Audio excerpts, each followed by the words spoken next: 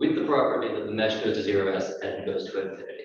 So this is the same as was used in the definition of quadratic variation. And n is the index on the partitions. I then choose the tags given by this formula that I wrote before. So it's got a little letter here, but all this is saying is that for each subinterval, you choose a point in the subinterval linearly interpolated by this parameter lambda. Now the lambda I haven't chosen ahead of time, but it's fixed across the entire partition, in fact, over the entire process. So to be clear, what this would mean is that if lambda equals 0, we're talking about the right-hand side. The right point, what is it? There's some notation people use for this. It's when you choose right, left. The left-hand side, you're choosing the left point in each subinterval and using that to compute Riemann's sum. If then it is half, this is a midpoint rule, yes?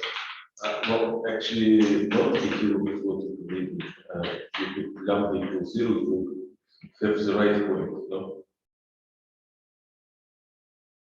Yep, yes, yeah. I'm going to write this backward. I did.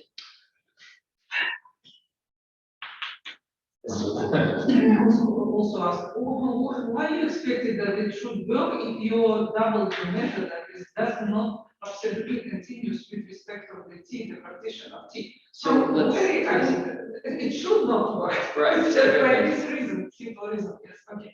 I agree. So if when we in the proof of the Riemann just interval, we make some sort of assertion that if the process, the function dg of s, if g is not a bounded variation, somehow the Riemann just interval completely fails. And yes, if I choose an arbitrary function to put there, there's no reason to think we have any sort of results. But the subtle thing is to understand is that there's multiple different ways the Riemann interval can fail. And the remarkable thing we're going to find out is that if I choose a lambda, this will actually make sense. The problem is that if I choose different lambdas, this will have different results. Okay, so there is a the choice of tau on this interval, yes. And you will choose some concrete way of choosing the tau in your partition. Yes, that is. And then you get convergence, and then you make sense of that. Okay, I want to make a statement about this though. This is somehow essential. If I picked some arbitrary g that was not given by Brownian motion, or more importantly, some what we will call progressively measurable stochastic variable, there's no reason to think anything like this would work. It's somehow a fundamental property of what are calling progressively measurable stochastic variable processes that this kind of trick ends up working. Yes, but I'm sorry, did you have more you wanted to stand up with this? No, it's okay. Okay. So it's surprising, yes. Hopefully it's clear that these, is the different silly little rules we teach and how long we're doing this. It's going to work out. So let's actually see this computation. Let's do this properly now. This is why I want this. So I will go ahead and say that Rn be so what I mean by this, I'm going to take the partition Tn, and I'll use the parameter lambda for tau, which means that we're talking about a sum 0 to the length of the partition minus 1 of w tau I n just a lot. We're talking slightly about different things because you have two things that will fail. First of the function that you are integrating. Okay, but at least it is continuous.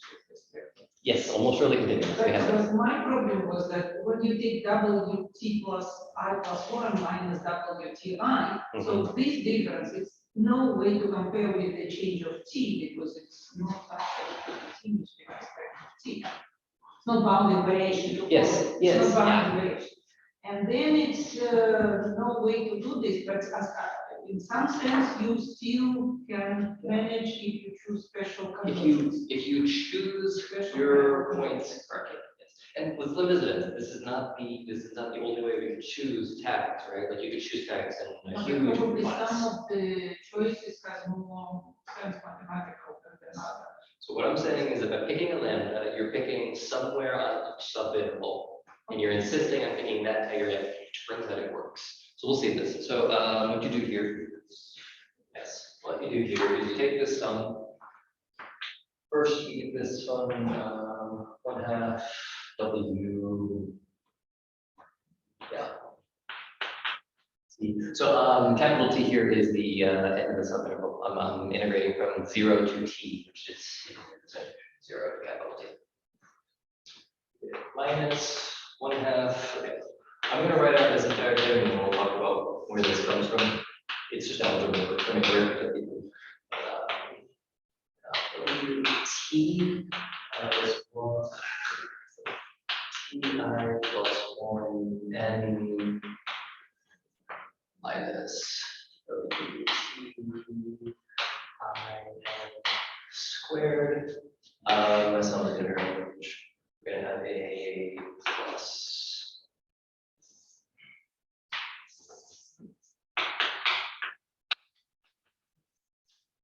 I'm sorry, I don't like the way this is coming out. So this way. It's not one.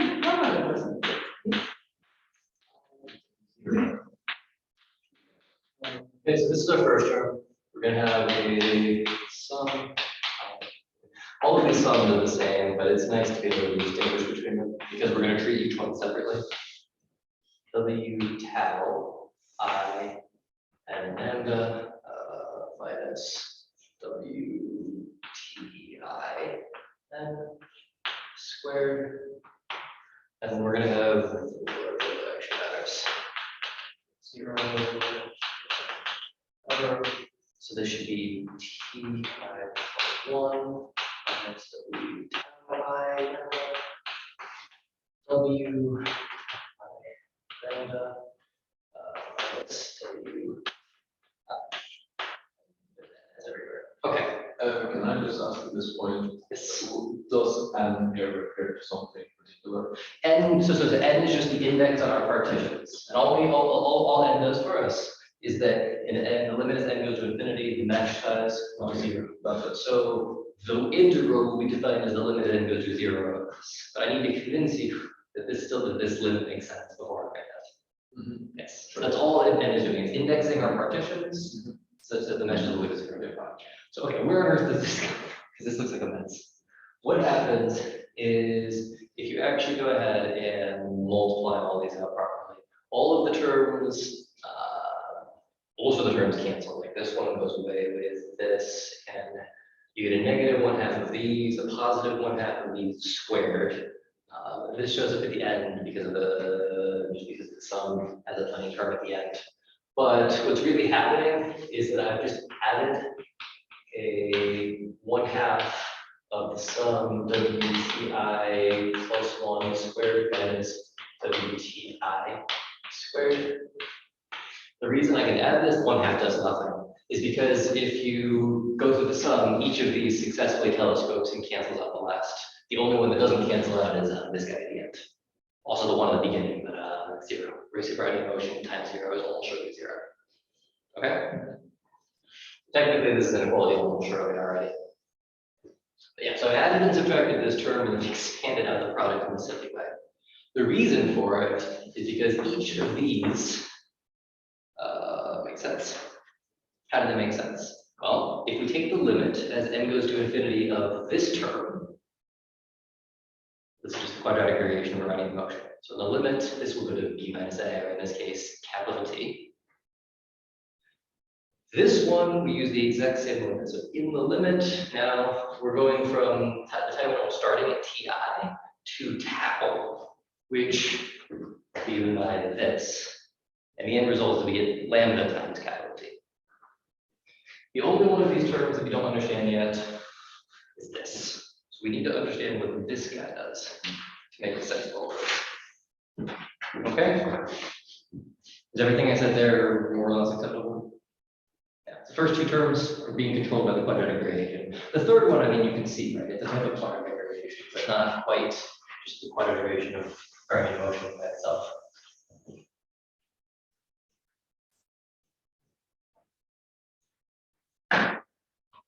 So what do we do? Let's take the expected value of this term. The expected value of the sum of I equals 0 of, yes, it should be WT I plus 1 and minus W tau and I. W tau minus W. Module by memory, what's going on? We have the end time step, beginning time step, and the interplay. If we take an expected value of this, okay, expected value is linear, so we can bring it to the sum, right? And then we need the essential property that Brownian increments are independent. You remember this?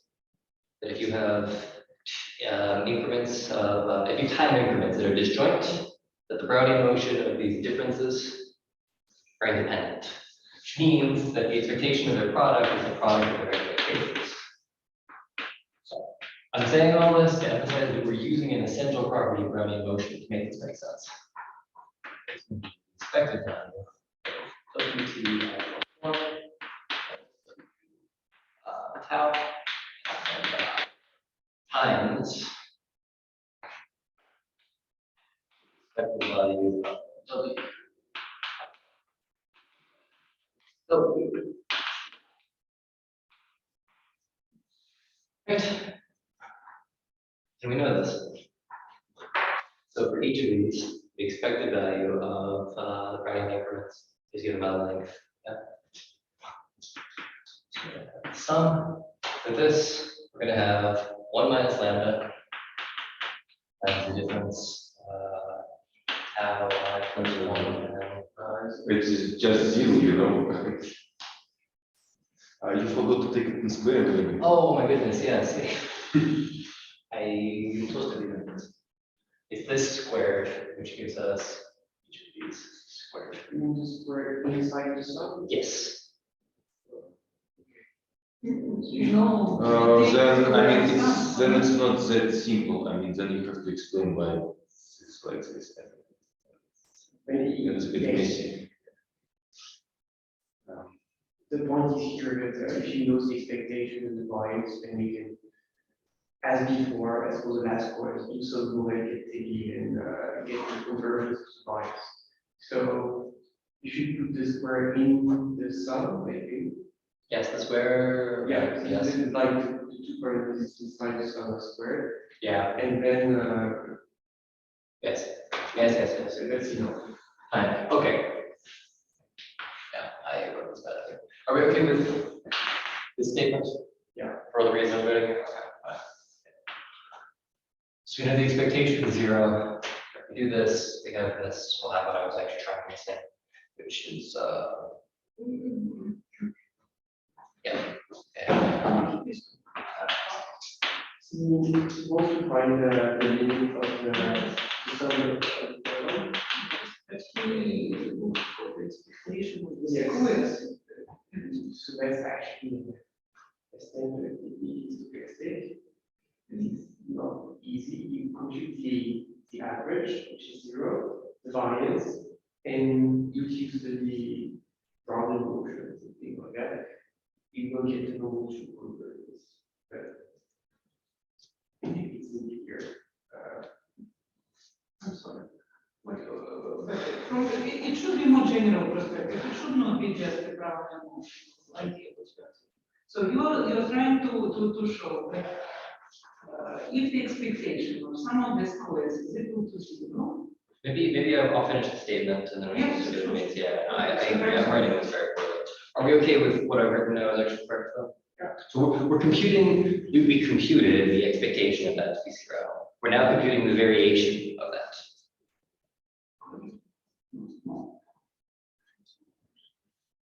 Well, okay, please. Just continue. Sorry. So we compute this variation.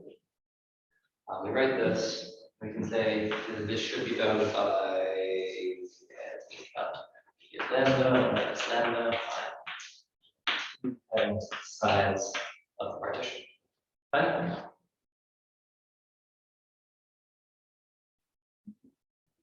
Because I say that I will place one of these with the size of the partition.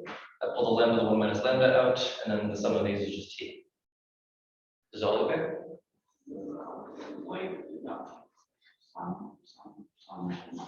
What is T then? T is our partition interval. It's just partition. Yeah. Of course, the length. There's some. As we take n go to infinity, fixed, go to 0. Yes?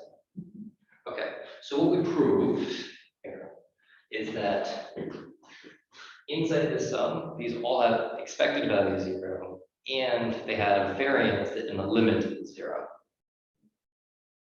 So we can conclude that in L2 omega, this term goes to 0. So this term goes to 0.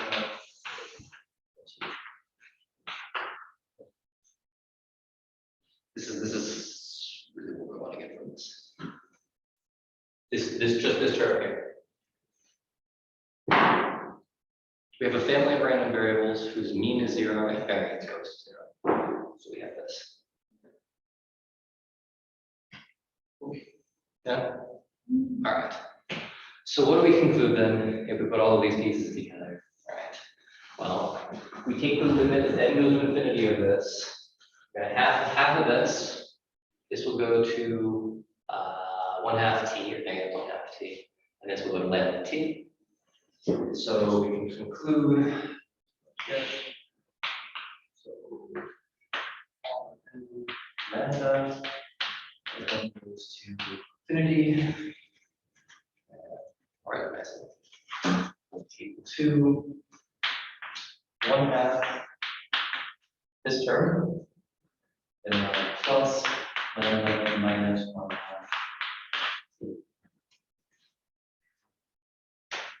Yes, we're okay. This is in L2.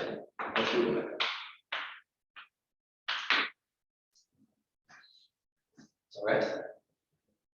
Okay. So what does this tell us, though? 1/2 equals to 1/2, for instance. Lambda equal to 1/2 does look very nice. So Depends.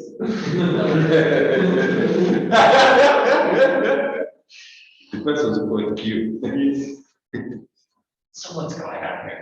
What this means is that I'm essentially saying we should be, if we define our Riemannian integral of Brownian motion by this formula up here, that our choice of lambda gives us this expression, when we would expect to have this, right? So yeah, you can do this. You can say if we choose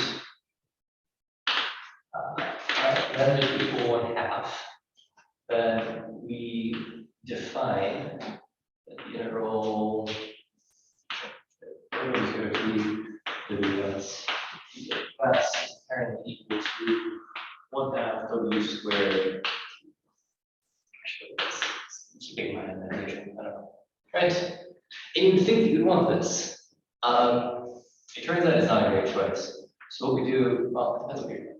We draw a little circle here, and we call this the Stochastic integral.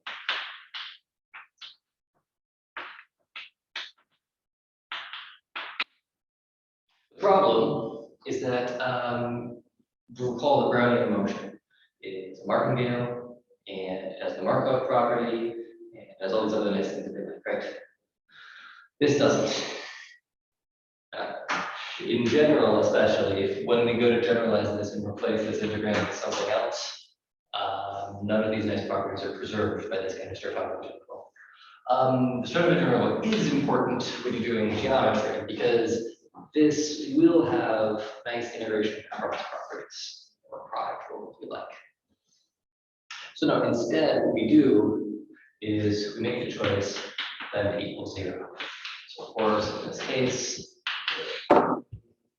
US here the standard is to not write any of this in here, just write this like this. We get according to this results 1/2 w squared t minus 1/2 t, and this is called the Peter integral. And the big reason that this is generally preferred for probability theory is because it does preserve the aforementioned martingale type properties.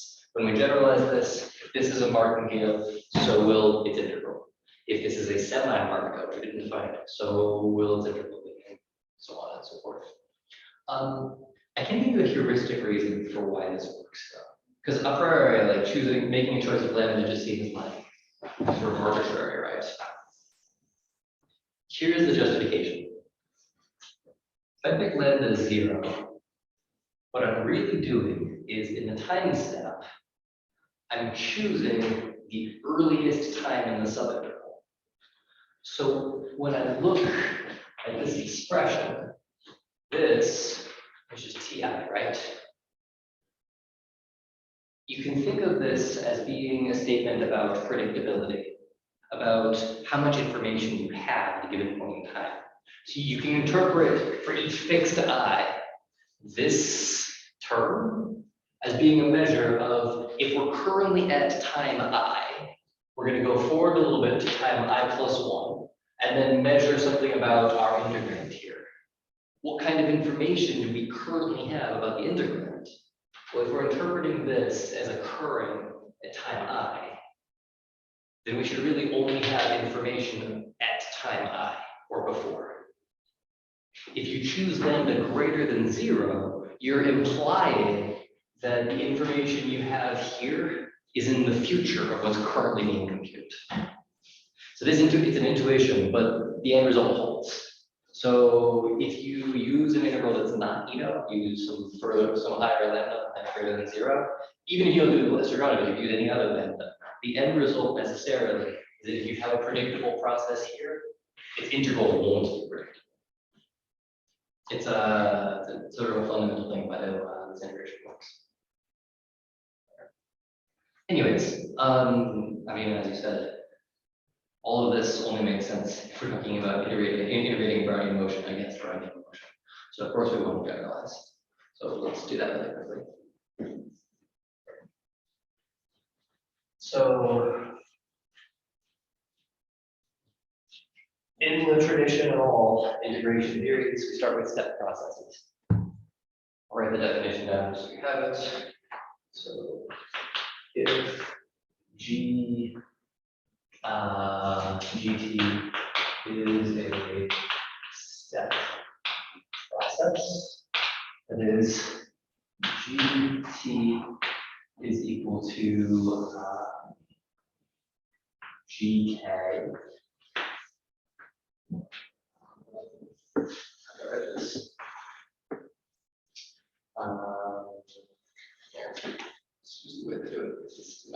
The point is that it's going to be almost surely it's going to have a fixed value at every given point in time. Yeah. So whenever TK is less than T is less than T1, so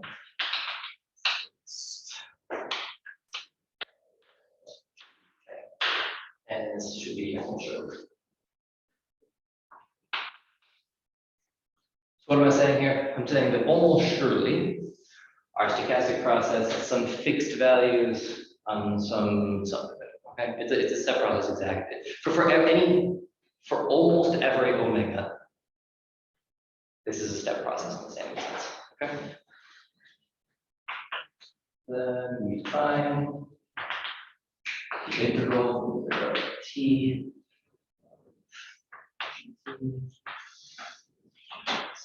That's is equal to the sum 0 to, I guess I should actually write down the partition, right? Let's say we have a partition.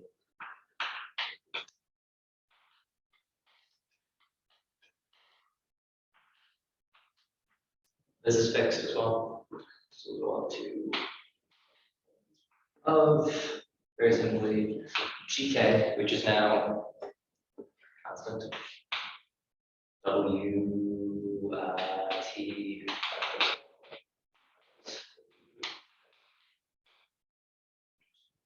Okay. I mean, surprise. We're literally, it's literally. Yes? GI. Yeah. Okay.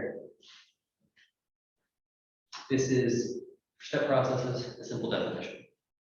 To generalize on this,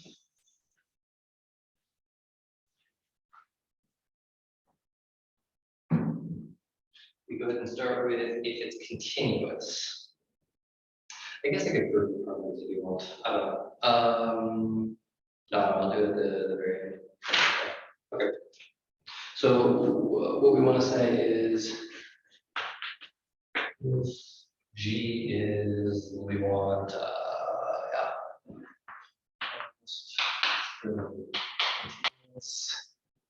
Define G T to go ahead and be equal to G of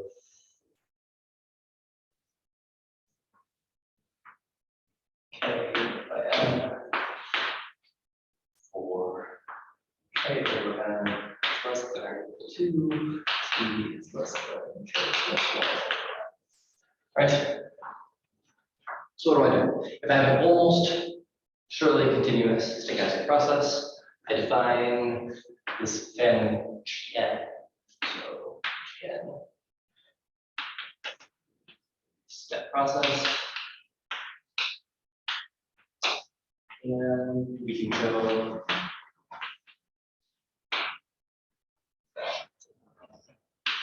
the integral. Yeah, I'll say this. Integral of G minus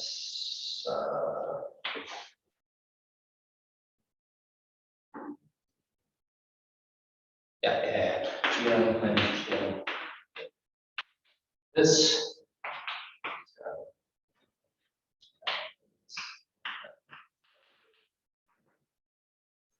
yeah, I'll take it.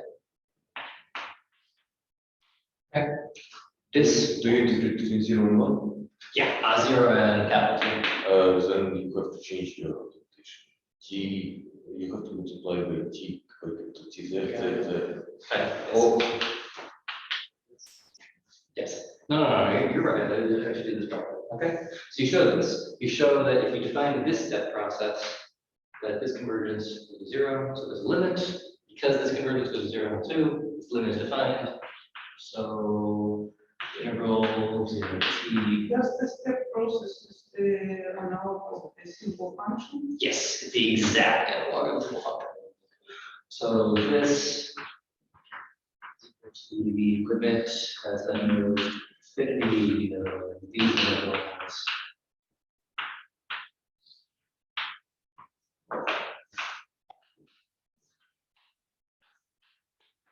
Okay. So you start with step processes, then you move up to something that's almost surely continuous. You have this convergence in L2, so it all works. And then your final step, you can actually go a little bit further. But what I can say is if G is in L2, what's the notation? I guess we'll just use L2 0 to use this one. Yeah, okay. So I'll write this L2 0 2, which is to mean that it's progressively measurable.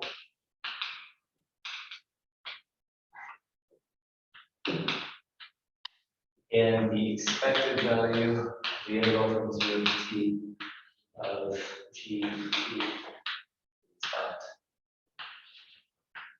G squared. Yes. Okay. We have this, so it's progressively measurable, and this expected value is determined. And what you do is set, we've got a new function, which has GM to the interval from 0 to little t of M e to the M s minus t s t.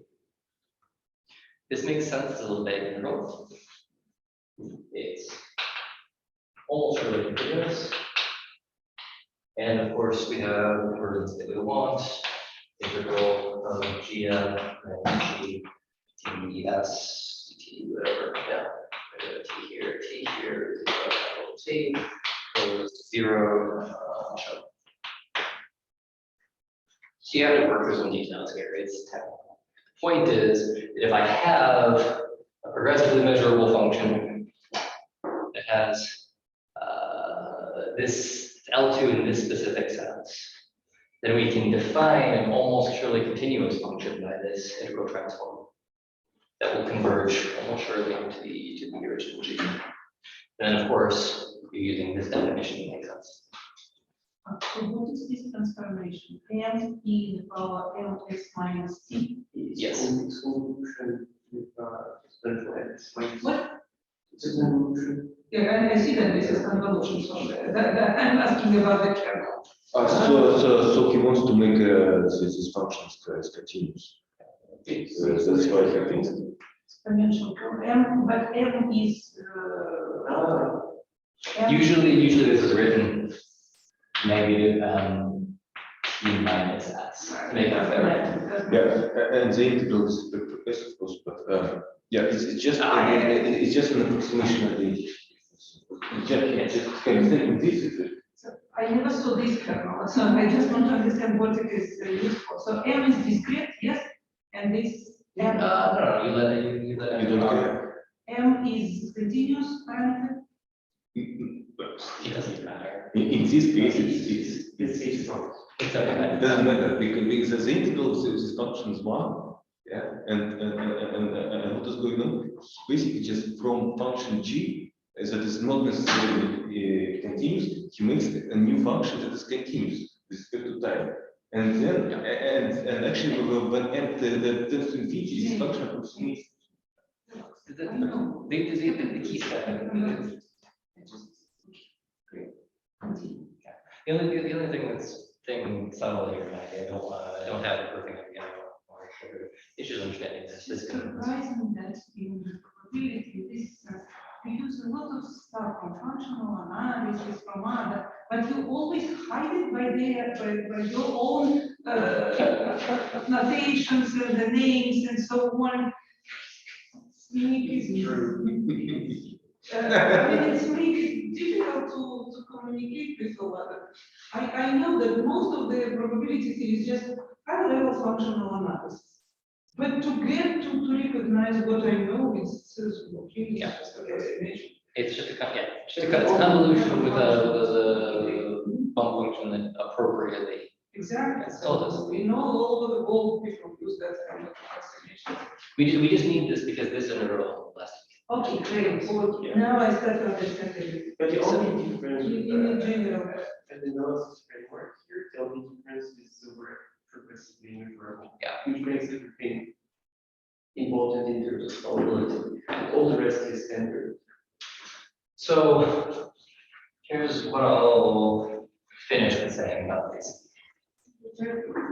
This definition, at this point, we have so the integral dt yes. What am I doing? 0 to 2. Makes sense now.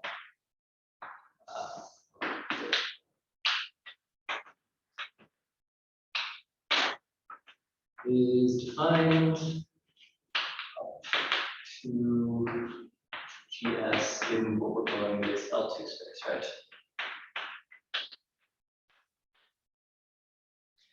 It's absolutely necessary that we have this notion of progressive measurability, as Vadim mentioned. Progressive measurable has to happen. We can do better than this.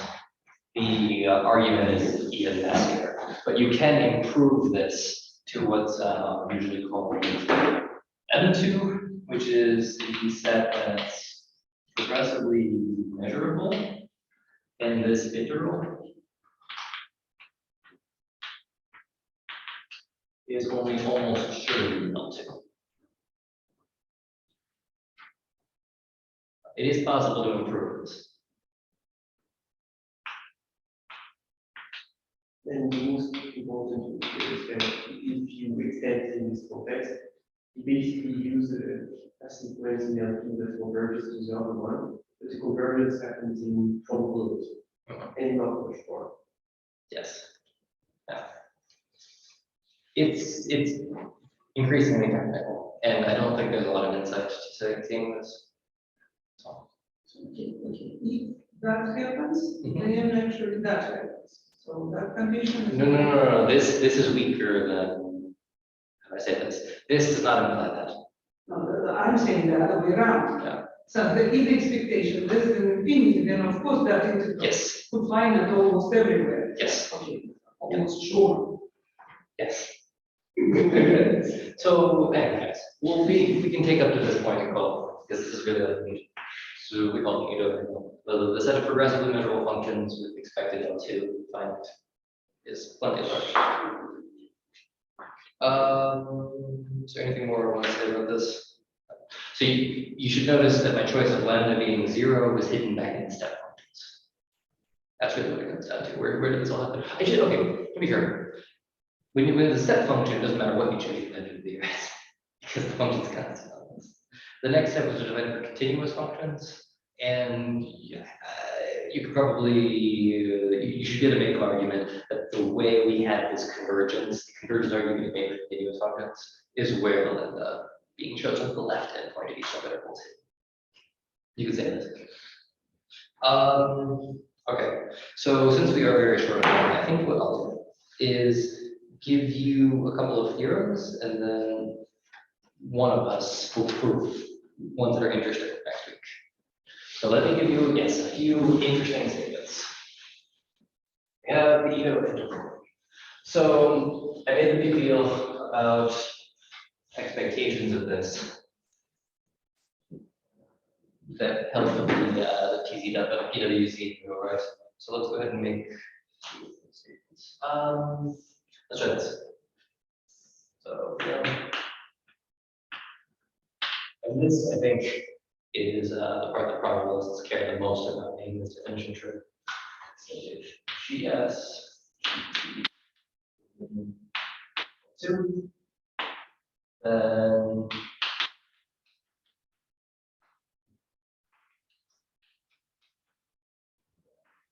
YT defined as this interval S WS a martingale. This is a big deal because all of the key properties that we care about in stochastic processes, very, very frequently, we want to be able to prove things about martingales. And the fact that Ito integrals somehow preserves this. You can make the broader statement. If we extend this definition of Ito integral like the way I said to this M2 space, this includes sub, semi, and super martingales. And you can make the statement that if GS is a sub, super, or semi martingale, then so is the integral, the Ito integral. None of this holds for Stochastic integration. Yeah. Part 2. So this is if that's the 1, this 2 YT has a variation.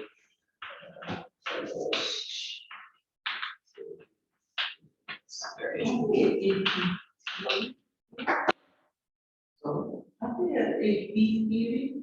This is A2. Are there AP? Yes, but there's a lot less of it. It's a lot. I don't know. No, there is. I've seen a bunch of L1. It's really nice. No, L1 is always difficult. For P bigger than 1. There are some. It should be, but I would be worried. Someone I else. think that people don't know. Yeah, There is. Okay, we have confirmation. Yes. I mean, I've never looked at it, but it must be.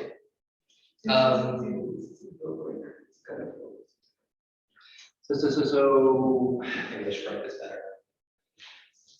All right, this one. It has a version with almost surely continuous templates. Remember what I mean by this? So we talked about when random variables are equivalent in different senses, there's always a variation of this integral such that almost surely sample paths are continuous. Cool. This was also a property for any motion. All right. The last thing I'll do is give you the Ito lemma and Ito theorem that everyone cares about. So I'll call here, should we? Okay, I'll prove them next time. Next time.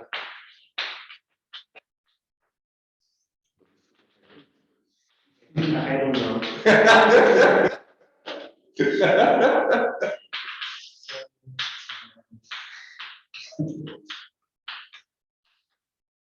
Just so you know what I mean by this.